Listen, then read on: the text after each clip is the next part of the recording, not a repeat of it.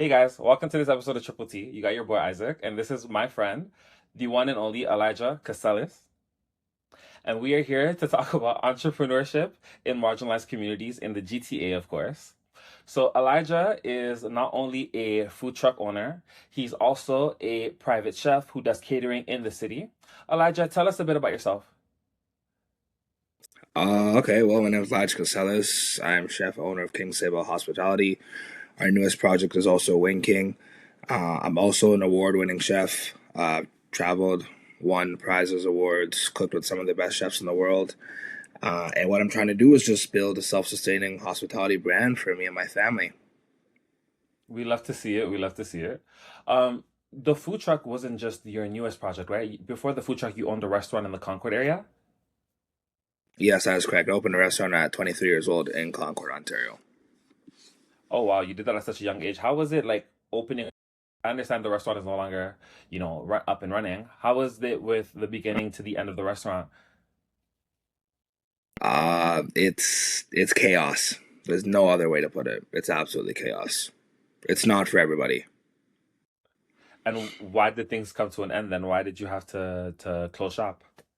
Well, we had two partners who weren't seeing eye to eye. I want to go a different direction. He wanted to go his direction. So, we just agreed it'd be best to sell and we go on our separate ways without having any, malice or any ill feelings towards one another.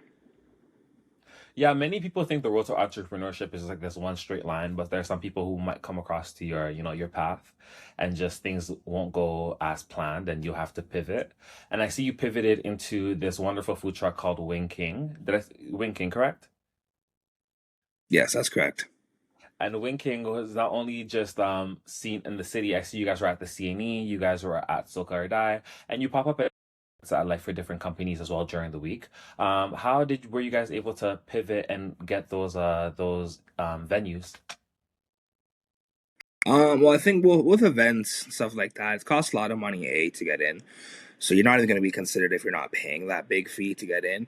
But you also need to just be unique. If we do sell essentially, I guess, fried chicken, right? We are a wing truck. There are not many wing trucks at all, if not one, right? Especially on wheels. Wings are more like a brick and mortar location. So we Mhm. just try to stand out and do our food really good the way we feel it should be done. And how do you stand out? Because there is about 3,000 and change of food trucks in this. How does you stand out when it comes to just captivating your audience? I'd say number one thing is like obviously the truck and the wrap is the number one thing. You need to invest in a good quality wrap, right? If you're considering spending between 3,000 or 6,000 on the wrap, like go for the 6,000 option any day. Like the quality alone will withhold, like especially the weather being in Canada, that we have snow, rain, hail, wind, right, nonstop. So like you need something that's going to hold up well to that. And I'm 3.5, 4 years in now with a wrap, and there's very minor things that we have to change.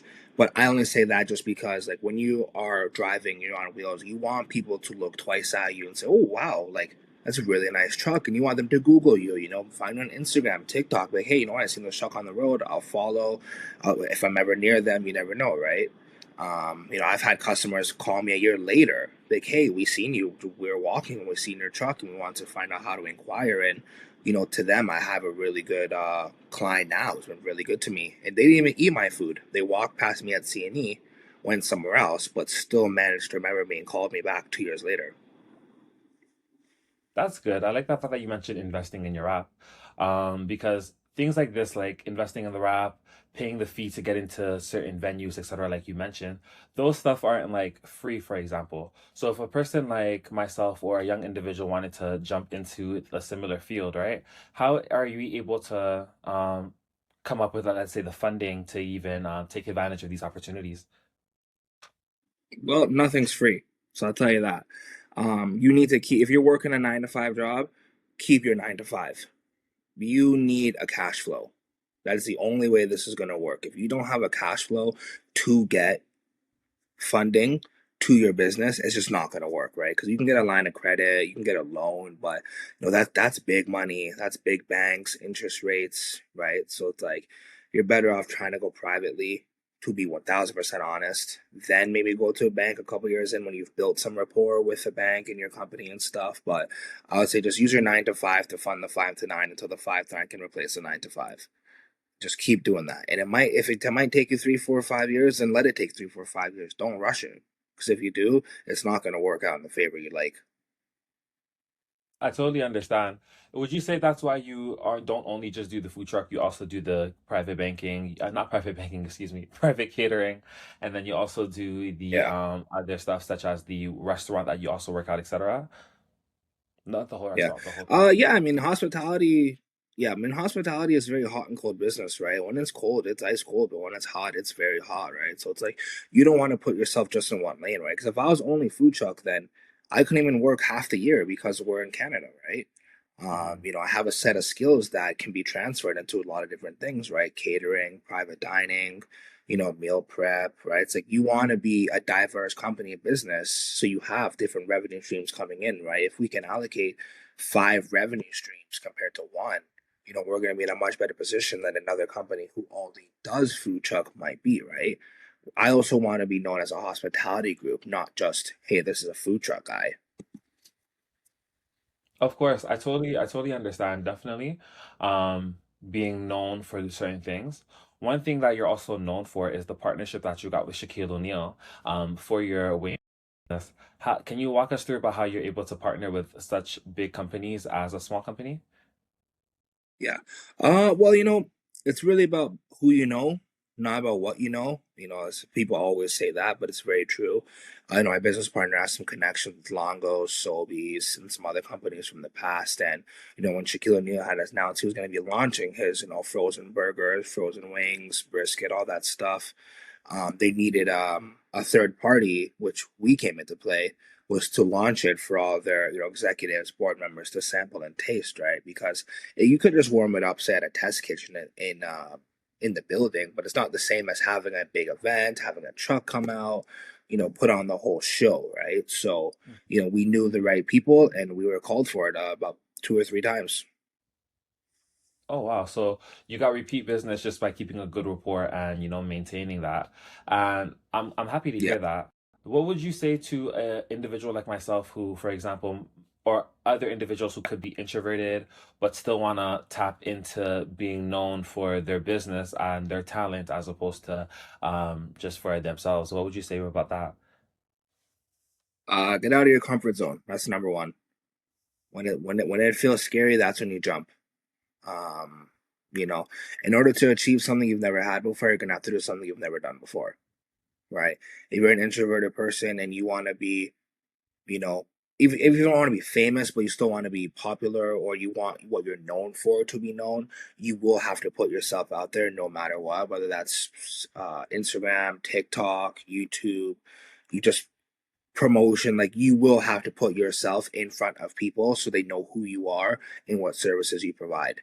You can have the best product in the world, but if no one knows you exist or where they can find you, you're not going to get bookings.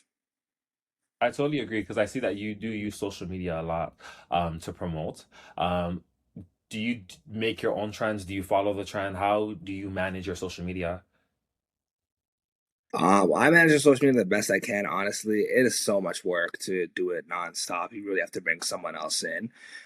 Trends, I don't know. If there's something maybe that I really like, I will. But when you start doing that, you got production involved. But you're gonna need someone to help film this and that. Like it's not as easy. You know what I mean? I do what I can. I just try to show the real side of it.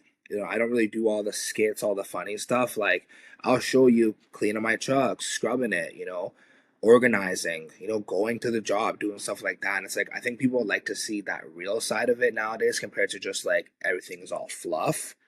Because don't get me wrong, I could post, very glamorous things if I had the chance to, and I still will.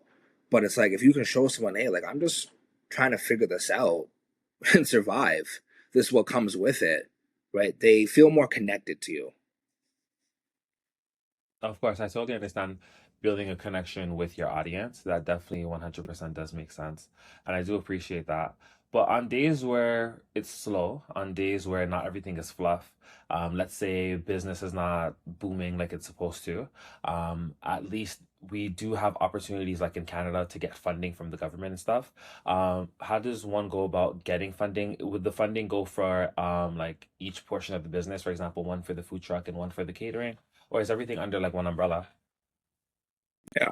I mean, for me, I kind of run everything under one umbrella. Like King Sale Hospitality is the fund, and whether whatever income we might receive, funding, grant, gift, we'll see. Okay, where what area needs the most. If it's the food truck that needs repairs, we have to have money allocated towards that. Taxes, if the catering needs more marketing, needs more equipment, we need more chauffeurs, then, we kind of divide it up to what each section needs, what are the highest needs and the least needs. Do you think it's fair that, for example, we do have funding allocated that the government did provide just for marginalized business owners, specifically the blacks? Do you think it's fair that marginalized business owners do get like a helping hand? Uh, hmm, that's a good question, to be totally honest with you. And some people might not like my answer. What I'm gonna say is, but to me, it's great, yes, that you want to help, the blacks and the marginalized communities. I understand that, but to me, I guess it seems more like a charity case almost. And that's my only personal opinion. So please do not take this and spread this public. To me, it just seems a little bit of a charity that just because we're black, we get a little more help than others, which is great because we need the help though. We do because we don't have the systems in place that some other races might have, right? We might not have families with years and years of equity in houses or companies or businesses that have been running for the last 30, 40 years that they can pass down to their, generational, kids, grandparents, right? Whatever. So it is a good thing. I think there needs to be more of an effort to provide it because they might throw this big number out like, oh, this is going to be allocated towards, the blacks and stuff like that. But it's okay. Well, okay, what now then? Where is it really going, right? Because I mean, I've never received income funding just because I'm black. I haven't. I received a grant from American Express, but that was nothing to do with being black. That was just, for small businesses starting out. So you would you say the government didn't keep their promise? Is that what was going on? Or did you just I apply? I don't know personally. I haven't seen it. I don't know because they made an announcement a little while ago, but I don't know what programs have been in place for that. Right now, Of I could course. totally be just unaware of what's happening. I could be unaware of what's happening. Right. I don't know 1,000% fully, so I am going to make that disclaimer here.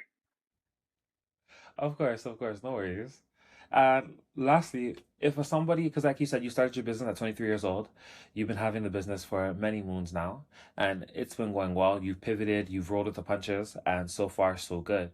But if somebody was in your shoes today, young 23-year-old Elijah, what would you tell them? Ooh, entrepreneurship's hard. It's very, very hard. It's not for everyone. You're going to be on top of the world. You're going to be broke. Like, you're going to have nothing in your pocket at times, right? You have to really decide if this is what you want to do, and you have to love what you do. No matter if it's nails, hair, food, dry cleaning, like just whatever you want to start, you better love it completely because there's going to be days where you hate this and never want to do it again. I've had many days complaining to my family, I hate this, I never want to do this again, I want to quit. But there's something in me that's like, listen, I need to see it through because, like we said, right, black people specifically, we don't have a lot of family generational businesses that are known for, right, that I can hand down to my kids, their kids, right? Like I'm working for a future family I haven't even met yet, right? But it's like it matters to me because this is what I want to do, and I want to change. So if you're gonna do it, do it. Don't go 1 foot in, 1 foot out. Go 1,000% every single day. That's the only way. You, Elijah, for spending the time with us today and giving us an insight on what it's like to be an entrepreneur in the hospitality field. For those of you who want to keep up with Elijah, his social media is King Ja. That's KXNG. Is that correct? Correct. King Ja. And his social media for his businesses are in the bio for that. But if you want to shout out your business social media as well, Yeah, so Wing Kxng, WING KXNG. You'll be able to find all the handles in each one, whether it's my page, the food truck page, or the hospitality page. We're all intertwined together. perfect. Well, thank you again. That's all for today, and I hope you could have a happy Saturday or whatever day you guys are watching this on. All right, thank you. And thank you so much for asking me the questions today. Thank you. Have a good one. All right, you too. Bye bye.